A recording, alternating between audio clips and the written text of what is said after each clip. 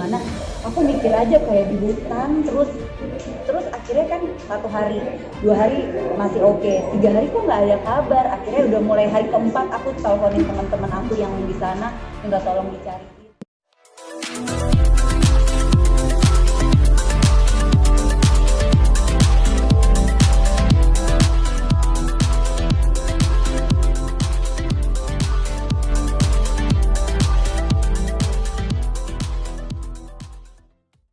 Rasain ya kita ungkapin aja, kita nggak usah disimpan gitu.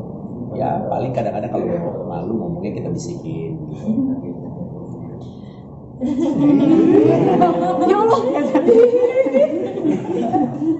Kalian aneh nggak sih ngeliat kita? Enggak. Seru. Aku yang malu sumpah. Oke, ada lagi nggak? Kalau di sini ada job nggak? Apa? Di Ramadan ada job. Kebetulan sih kalau di Ramadan ini memang aku belum berani untuk mengambil, sebenarnya bukan Ramadan aja, selama pandemi ini memang belum berani mengambil pekerjaan kayak syuting gitu, karena kan harus bertemu dengan banyak orang. Nah, karena aku sendiri punya anak, jadi aku masih nggak berani untuk ngambil pekerjaan itu. Apalagi kan mamaku meninggal juga salah satu, khususnya karena COVID juga, jadi aku kayak ada masih traumanya juga karena itu gitu. Jadi aku memang nggak ngambil sinetron atau FTV dulu, tapi kayak buat iklan, photoshoot gitu-gitu aku ambil. Nah memang tapi di Ramadan ini aku udah programin sih kayak ada aksi sosial bersama Kopi Lain Hati untuk datang ke beberapa tempat yang kayak gitu-gitu udah dipikirin dari sekarang. Bakalan ada aksi sosial bareng-bareng. Kalian anak makin lengket ke Adik Nuk manggil papa itu gimana kalian? Seneng, alhamdulillah akhirnya Kak Lea punya sosok yang bisa dipanggil papa, karena selama ini dia kan belum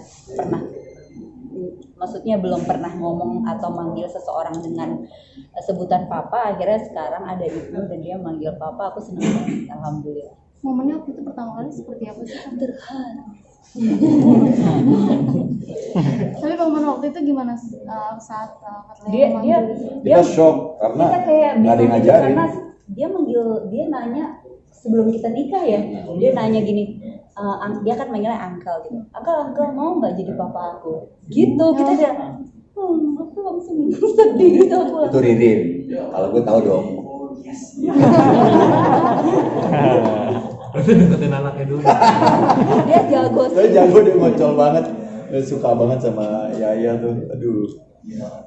Ya senang pokoknya. Jadi kata apa sih Bang sama Yaya dari dulu? Karena dia orangnya ngocol, terus suka bercanda, terus suka main juga, dan anaknya tuh smart banget. Apa yang kita obrolin tuh terkadang dia punya pemikiran yang di luar ekspektasi kita. Ternyata dia tuh bisa loh punya jawaban seperti itu, yang harusnya itu adanya cuma di orang-orang dewasa. Tapi saya nggak melihat malah justru ketuaan gitu, enggak, tapi lucu jatuhnya karena dia punya pola pikir gitu dan cara menyampaikan ala khasnya Yaya. Dan itu jujur buat saya sih hiburan banget. Setelah kerja di luar terus ketemu anak, terus dia bisa kasih kita ketawa, kita bisa seru-seruan bareng kayak gitu. Malah kamu sering ditelepon ya? Iya. Kalau belum pulang suka ditanya. Waktu itu yang pas ke Kalimantan apalagi dia sampai marah-marah. Sebenarnya dia menyuarakan apa yang aku ingin lakukan, tapi udah keduluan sama dia. Jadi bagus aku ada yang wakilin. Apa disuruh kali? Enggak dong. Enggak, Dia sendiri, dia sendiri. Papa nih kemana aja nggak pulang-pulang. Papa udah berapa lama nggak pulang-pulang, nggak ketemu aku. Papa mau aku panggil uncle lagi. Oh iya, Beneran, itu Papa beneran. mau aku panggil uncle lagi. Oh jangan lah, pulang. Iya. Terus Kak Ririn ngitin si Yaya gimana? Pas dia bilang apa mau aku panggil angkat? Aku bilang aja, memang keadaannya kita. Gambar bucin ini. Emang keadaannya kan waktu itu dia seminggu di luar kota terus nggak bisa dihubungin kan, terus dia yang kayak mau papa mana kok nggak pulang-pulang, terus dia telepon juga kayaknya nggak nyambung, jadi dia kesel sendiri. Aku kayak jelasin di sana di hutan nggak ada sinyal, jadi emang nggak bisa dihubungin. Ya akhirnya dia ngerti. Terus pas pulang-pulang, apa hitam banget dari mana sih dia gitu. Saya ada aja kayak kebakar, dia bilang kamu gelap banget kulitnya. Ya gitu sih. Kayak kenal kok. Karirnya supportnya gimana sih Bang? Lu kan jalan travelingnya jauh gitu kan, gimana? Ada support yang ekspedisi? Oke, supportnya yang pasti satu hati-hati, kedua jangan sampai nggak pulang ya.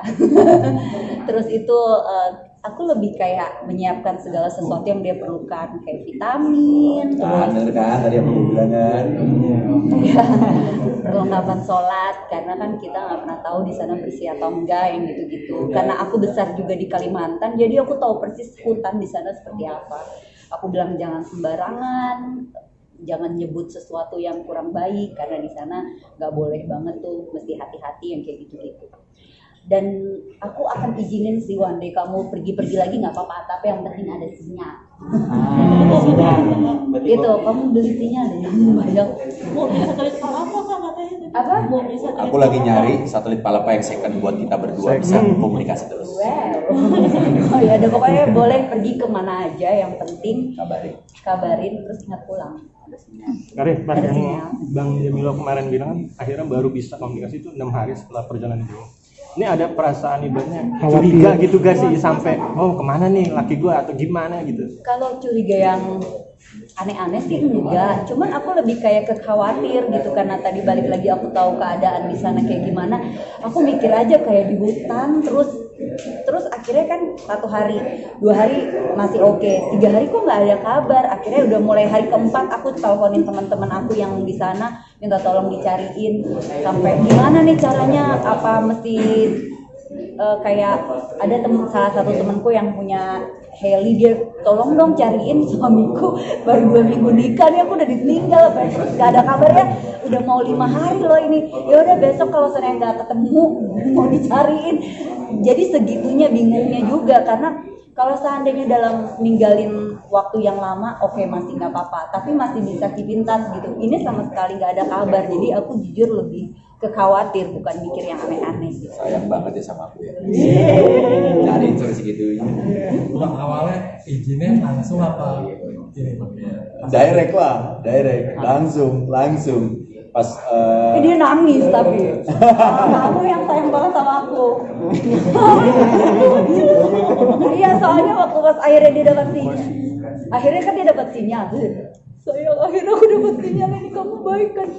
Aku nangis tau, kamu baru sadar, kamu baru nikah 2 minggu terus kamu ninggalin aku. Iya, itu dia dong. Hari ketiga yang aku bilang, aku masih belum terasa gimana. Pas mulai hari keempat kelima ada beban pikiran kayak gitu. Lah ini kalau nggak pulang gimana nih, baru 2 minggu nikah ya kan? Baru midweek kedua, baru game kedua. Masa iya tiba-tiba udah ini amit-amit ya. Makanya itu udah ada pikiran-pikiran yang agak-agak aneh gitu. Tapi alhamdulillah semuanya kembali lagi, dapat sinyal, balik dengan selamat, dengan sehat, dan kamu juga sehat. Mas Ibnu ke Bali kemarin bisa dianggap bahwa itu adalah sebuah penebusan dosa. Ketika kemarin sempat hilang. Sebenarnya prosesnya Bali dulu, ke Bali dulu, Baru pergi ke sana. itu tiket saya untuk dapat izin ke Kalimantan. Masih gampang. Ya kan? Bali dulu nih, ngajar, ya kan, liburan sekitar semingguan lebih, pulang, happy dong. Saya ngaku berangkat ya berangkat lagi gue masuk hutan Kalimantan, situ baru. Bukan karena itu aja aku Iya. Udah dapat izin karena memang kerjaannya ini datangnya sebelum kita nikah ya sayang. Jangan lupa ya di subscribe dan nyalakan lonceng notifikasinya.